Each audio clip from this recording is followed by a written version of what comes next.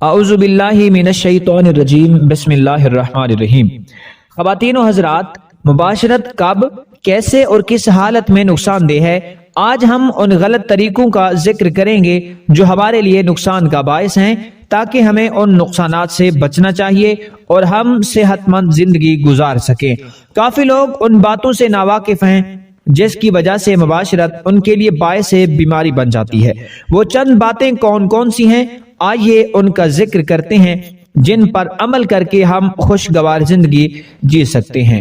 Number 1، پانی پینے کے فوراً بعد صحبت کرنا، اس سے شہوت میں کمی لاحق ہوتی ہے۔ نمبر 2، پیاس کی حالت میں جماع کرنا، اس سے دم گھٹنے کی بیماری پیدا ہوتی ہے اور جس سے جسم سوکھنے لگتا ہے۔ نمبر 3، بھوک کی حالت میں مباشرت کرنا، اس سے اعضائے رئیسہ کمزور ہو جاتے ہیں۔ نمبر 4، بخار یا جلاب کی حالت میں مباشرت کرنا، اس سے کسی سخت ترین عارضہ میں مبتلا ہونے کا خدشہ ہے۔ نمبر 5، سخت گرمی کی حالت میں مباشرت کرنا، اس سے نکسیر یا نزلہ وغیرہ میں مبتلا ہونے کا امکان ہے۔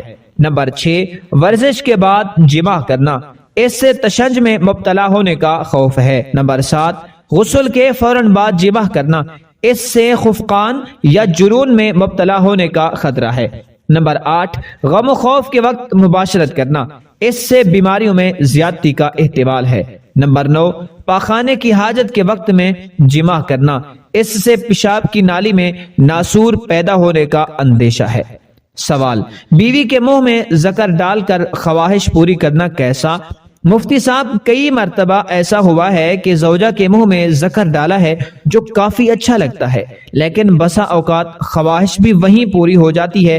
یہ اس وجہ سے کیا ہے کہ شرمگاہ کا ظاہری حصہ تو پاک ہوتا ہے، لیکن اس سلسلے میں شرعی احکام کیا ہے؟ رہنمائی فرمائیں، بڑی مہربانی ہوگی آپ کی۔ الجواب، بے شک شرمگاہ کا ظاہری حصہ پاک ہے، لیکن یہ ضروری نہیں کہ ہر پاک چیز کو منہ لگایا جائے اور منہ میں لیا جائے، اس کو چوما جائے اور چاٹا جائے۔